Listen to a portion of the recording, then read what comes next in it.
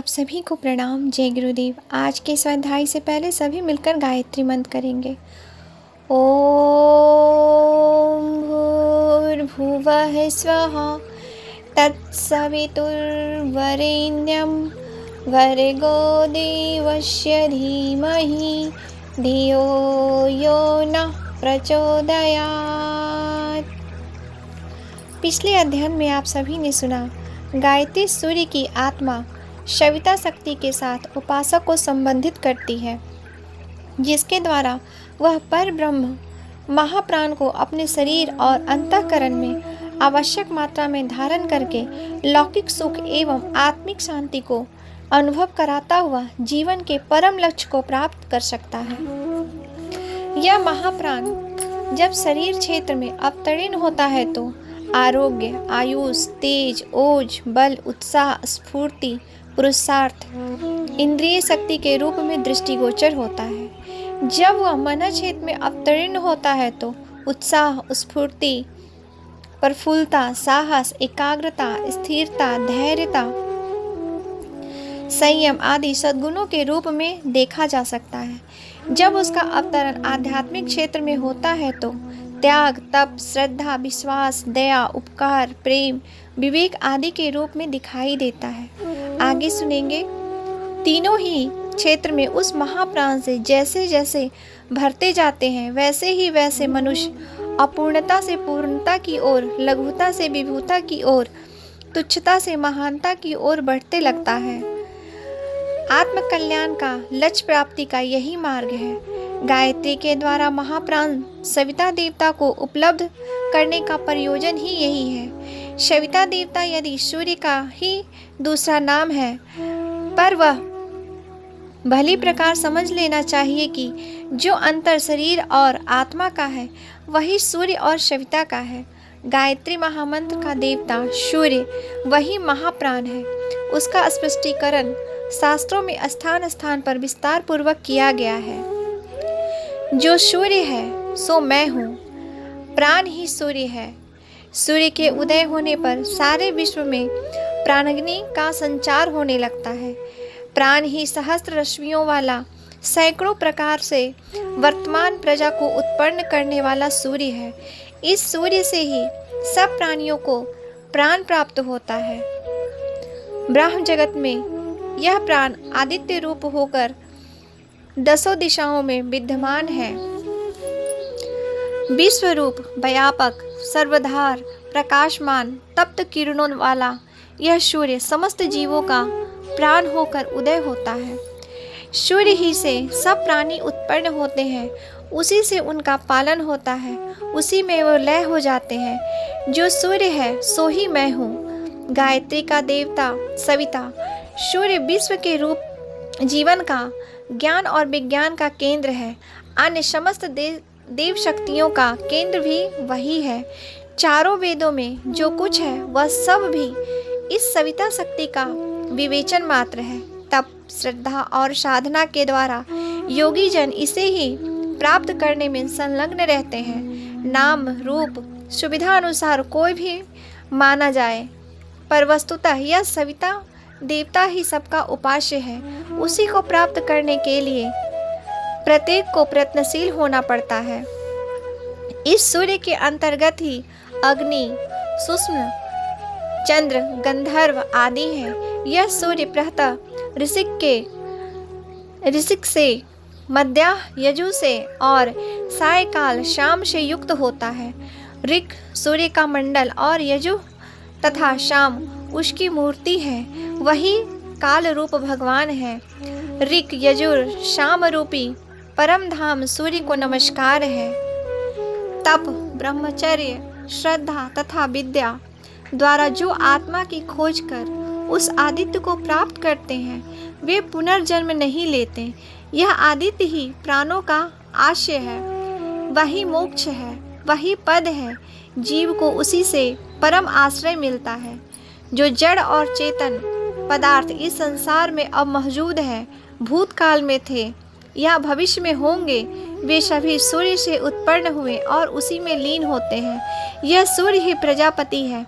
यह सत्य असत्य की योनि है, अक्षर अव्यय, शाश्वत ब्रह्म यही है। ये तीनों लोक में व्याप्त है। समस्त देवता इसी की किरणें हैं।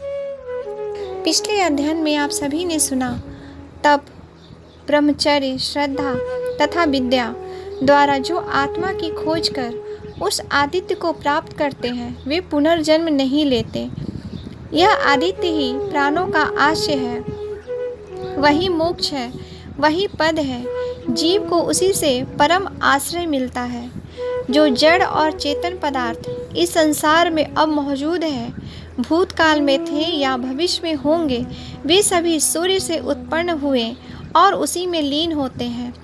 यह सूर्य ही प्रजापति है। यह सत्य असत्य की योनि है। अक्षर, अव्यय, शाश्वत ब्रह्म यही है। ये तीनों लोक में व्याप्त है। समस्त देवता इसी की किरणें हैं। आगे सुनेंगे, वह समस्त जगत का आदि कारण है, इसलिए उसे आदित्य कहते हैं। सबको उत्पन्न करता है, इसीलिए सविता कहते हैं। अंधकार को दूर करता है, इससे उसे सूर्य कहा जाता है। पूर्व में उदय होते हुए सूर्य अपनी किरणों से पूर्व, पश्चिम, उत्तर, दक्षिण, नीचे, ऊपर तथा उनके कोनों की सभी दिशाओं को प्रकाशित करता है। उसकी किरणों में समस्त जगत का प्राण धारण किया जाता है।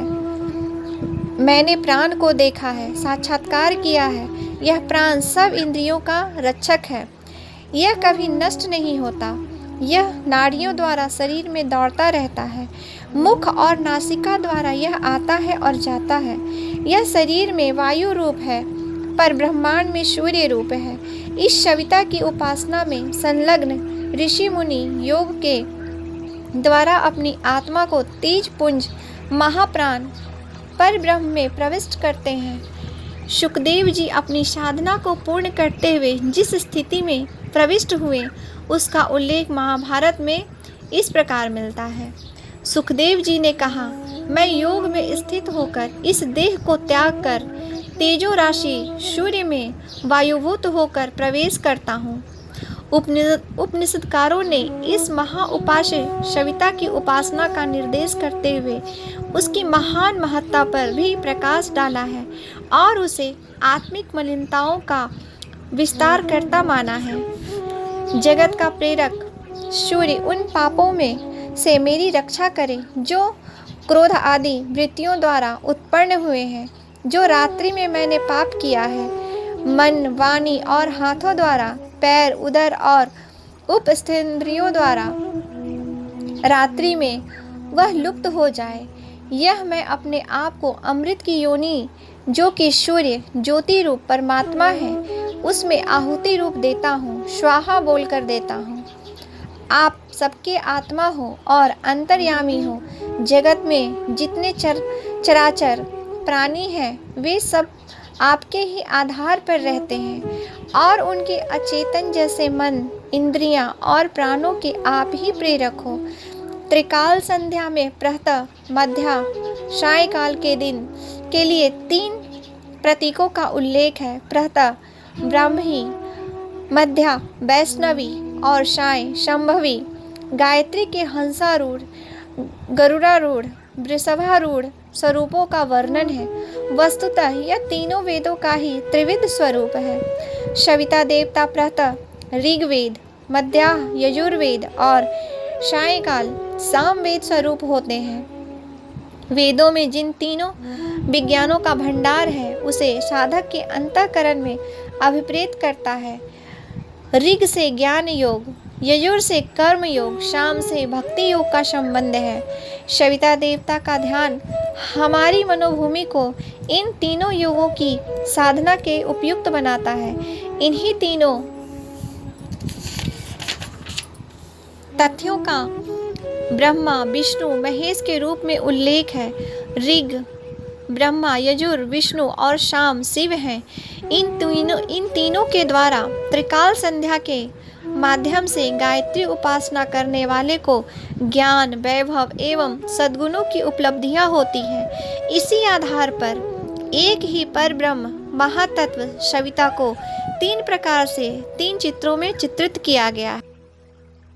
हम सभी ने सुना त्रिकाल संध्या में प्रातः, मध्याह्न, सायंकाल के लिए 3 प्रतीकों का उल्लेख है। प्रातः ब्राह्मी, मध्याह्न वैष्णवी और साय शंभवी गायत्री के हंसारूढ़, गरुड़ारूढ़, वृषभारूढ़ स्वरूप का वर्णन है। वस्तुतः ये 3 वेदों का ही त्रिविध स्वरूप है। सविता देवता प्रातः ऋग्वेद, मध्याह्न यजुर्वेद और सायंकाल सामवेद होता है। वेदों में जिन 3 विज्ञानों का भंडार है उसे साधक के अंतःकरण में अभिप्रेत करता है। ऋग से ज्ञान योग, यजुर से कर्म योग, साम से भक्ति योग का संबंध है। सविता देवता का ध्यान हमारी मनोभूमि को इन तीनों योगों की साधना में उपयुक्त बनाता है। इन्हीं तीनों तथ्यों का ब्रह्मा, विष्णु, महेश के रूप में उल्लेख है। ऋग ब्रह्म, यजुर विष्णु और साम शिव है। इन तीनों के द्वारा त्रिकाल संध्या के माध्यम से गायत्री उपासना करने वाले को ज्ञान, वैभव एवं सद्गुणों की उपलब्धि होती है। इसी आधार पर एक ही पर ब्रह्म महातत्व सविता को 3 प्रकार से 3 चित्रों में चित्रित किया गया है। महर्षि याज्ञवल्क्य ने इसी सविता की उपासना का विधान वर्णन करते हुए उसकी महत्ता, विशेषता एवं उपलब्धियों का संक्षिप्त किंतु सारगर्भित शब्दों में इस प्रकार वर्णन किया है। मैं ओमकार स्वरूप भगवान को नमस्कार करता हूँ। हे भगवान, आप समस्त जगत की आत्मा और काल स्वरूप हो। ब्रह्मा से लेकर तृण पर्यंत तीनों प्राणी हैं। उन सब के हृदय में और बाहर भी आकाश के समान व्याप्त रहकर फिर भी सब उपाधियों से पृथक होकर आप एक अद्वितीय ईश्वर हैं। आप ही क्षण, लव, निमेष इत्यादि अवयव वाले शव संसरों द्वारा तथा जल के खींचने तथा प्रदान के रूप के द्वारा समस्त जगत का जीवन चालन करते हो। प्रत्येक गायत्री उपासक को जप के साथ ध्यान भी करना चाहिए। यह ध्यान चाहे माता के रूप में साकार हो अथवा प्रकाश पुंज के रूप में निराकार, दोनों ही स्थितियों में सूर्य मंडल मध्यावस्था की भावना के साथ परम तेजस्वी सद्बुद्धि प्रेरक सविता देवता की ध्यान धारणा अवश्य करनी चाहिए। सावित्री और सविता का अनिश्चय संबंध है। दोनों का अवंचन युग्म है। इसलिए गायत्री तप के साथ साथ सविता की ध्यान धारणा को अनिवार्य घोषित किया गया है। सावित्री सविता की ऊर्जा एवं आत्मा। गायत्री का युग्म है यज्ञ और सावित्री का सविता। गायत्री जप अनुष्ठान की पूर्ति पर यज्ञ की व्यवस्था करना आवश्यक माना गया है। सामान्य जप में भी यदि संभव हो तो तिल, घी, शक्कर और जो सुगंधित पौष्टिक वनस्पतियां संभव हो उन्हें मिलाकर 24 आहुतियां तांबे के या मिट्टी के बने कुंड में दी जा सकती है। नित न बन पड़े तो महीने में एक दिन, संक्रांति के दिन अथवा पूर्णिमा को हवन कर लेना चाहिए। अनुष्ठानों के अंत में दोनों प्रकार के विधान हैं, एक प्रतिदिन का, दूसरा अंतिम दिन पूर्णाहुति का। दोनों में से जिसमें सुविधा हो उस उपचार को अपना लेना चाहिए। गायत्री व्यक्तिगत साधना है। उसमें नह शब्द बहुवचन परक आता है तो भी यह नह शब्द निजी परिवार या निजी संपर्क क्षेत्र तक सीमित है, यानी हम सब पे। उस व्यक्तिगत साधना को एकांत में किसी शुद्ध वातावरण वाले स्थान में बैठकर करने का विधान है। निजी अनुष्ठान में सार्वजनिक सहयोग का निषेध है। इसे तो अपनी सामर्थ्य भर स्वयं ही करना चाहिए। हवन प्राचीन काल में जप का दशांश होता था। अब महंगाई की परिस्थितियों को देखते हुए शतांश की संगति बैठा दी गई है।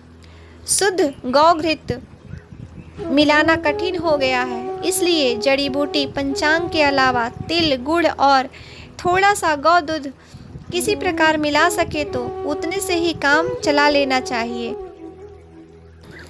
सावित्री सविता की ऊर्जा एवं आत्मा।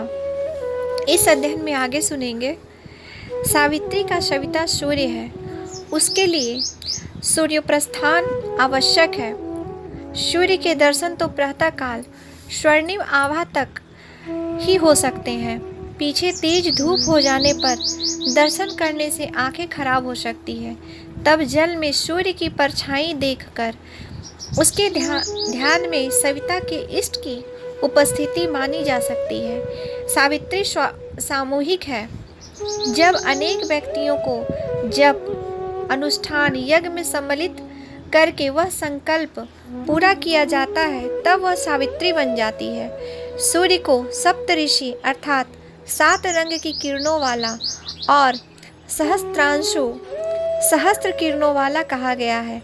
नवग्रहों का अधिपति होने से उसे नवाधिपति भी कहते हैं।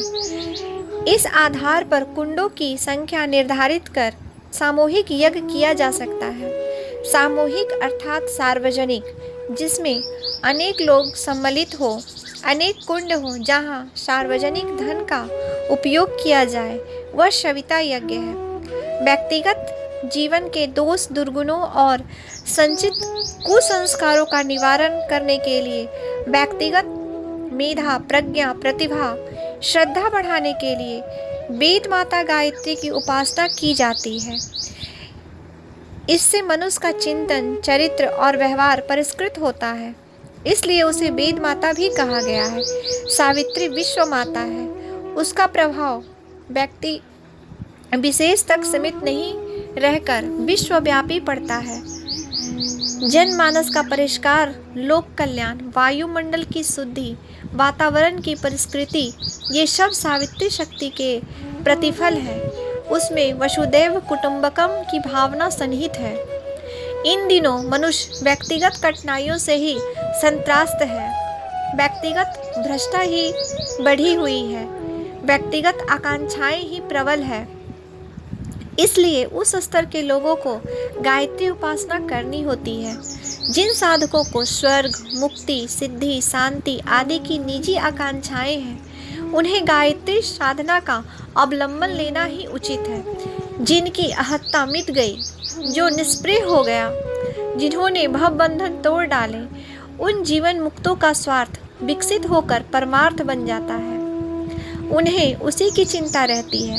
वे ऋषि की वाणी बोलते हैं, ना मुझे राज्य चाहिए, न स्वर्ग, न मुक्ति। दुखी जनों के दुखों को दूर करना का ही एकमात्र कामना है। भगवान बुद्ध ने भी मरते समय यही कहा था, जब तक संसार का एक भी प्राणी बंधन में बंधा है, तब तक ना मुझे स्वर्ग में जाना है, ना मुक्ति पानी है। मैं इन दुखियारों का दुख दूर करने के लिए बार बार जन्मता और मरता रहूंगा। यही है सावित्री का तत्व ज्ञान। गायत्री और सावित्री का अंतर समझने के लिए दीपक और सूर्य का उदाहरण ठीक पड़ता है। दीपक अपने घर में प्रकाश भर देता है। निजी कामकाज के लिए वह पर्याप्त भी है। उसे जलाना सुगम है, कोई बड़ा जोखिम भी नहीं है। तनिक भी सी सावधानी से उसका उपयोग सदा सर्वदा होता रहता है। उसके प्रयोग की परंपरा पीढ़ियों से चली आ रही है। उसे आंखें खोलकर देखा भी जा सकता है। त्राटक साधना में उस पर दृष्टि भी जमाई जाती है, पर इससे आंखों को कोई हानि नहीं होती। सूर्य की बात बड़ी है। उसका प्रकाश सर्वत्र फैलता है। सौरमंडल के सभी ग्रह उपग्रह उससे प्रकाशवान होते हैं। हमारे निकटवर्ती चंद्रमा में अपना कोई प्रकाश नहीं, वह मिट्टी का ढेला मात्र है। पर सूर्य का प्रकाश पड़ने से वह ऐसा चमकता है कि रात्रि में उसकी चांदनी ही दिन जैसा काम कर देती है। अन्य ग्रह उपग्रहों के संबंध में भी यही बात है। सौरमंडल का कोई पिंड अपने प्रकाश से नहीं चमकता। उन सभी को सूर्य की आभा ही प्रकाशित करती है। अपनी पृथ्वी भी अन्य ग्रहों से देखने पर ऐसी ही चमकदार दिखती होगी। संभव है कि वह ब्रह्मांड के अन्य क्षेत्रों पर खड़े होकर देखने पर एक प्रकाशवान तारे जैसी दिखती होगी। यहाँ यह ध्यान रखना